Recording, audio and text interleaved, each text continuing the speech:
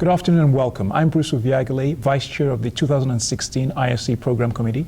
I'm here with Dr. Larry Wechsler, Professor and Chair of Neurology at the University of Pittsburgh, and an investigator on the ACT-1 trial. Welcome, Larry. Thank you. So, why did you and your colleagues decide to do this trial? This trial, Bruce, dates back to the early 2000s in terms of its conception. At that time, there was much known about carotid endarterectomy for asymptomatic stenosis. The CREST trial was just getting underway, primarily at that time entering symptomatic stenosis.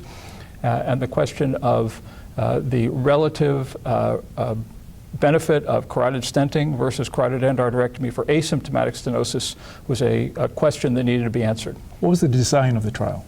The trial was a randomized non-inferiority trial that compared carotid stenting to carotid endarterectomy in standard risk patients who were asymptomatic with significant stenosis of the carotid artery.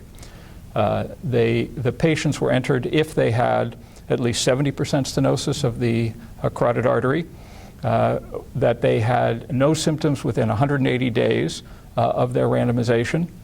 They had to be less than age 80, so we excluded octogenarians, and they had to have less than 60% stenosis of the contralateral carotid artery. I see. And what did you find? What we found was that carotid artery stenting was non-inferior to carotid endarterectomy based upon the threshold that we chose, which was less than 3% for the 95% confidence interval of the difference between the two approaches. In fact, the event rates for 30-day stroke, MI, and death, plus ipsilateral strokes out to 1 year, were very similar. 3.8% for carotid stenting, 3.4% for carotid endarterectomy.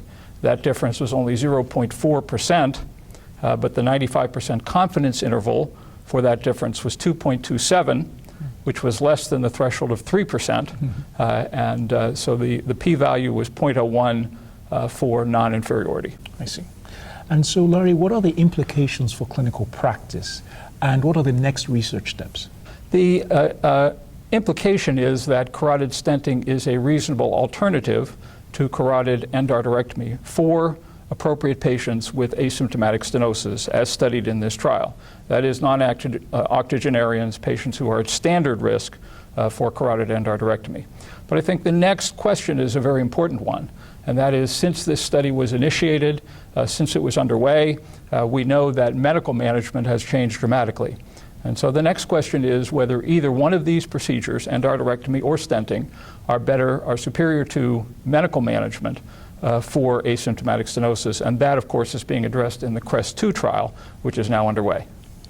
Well, Larry, I want to thank you for completing such a trial aimed at a very important question, and I'm grateful for the audience to listening to us. Thank you.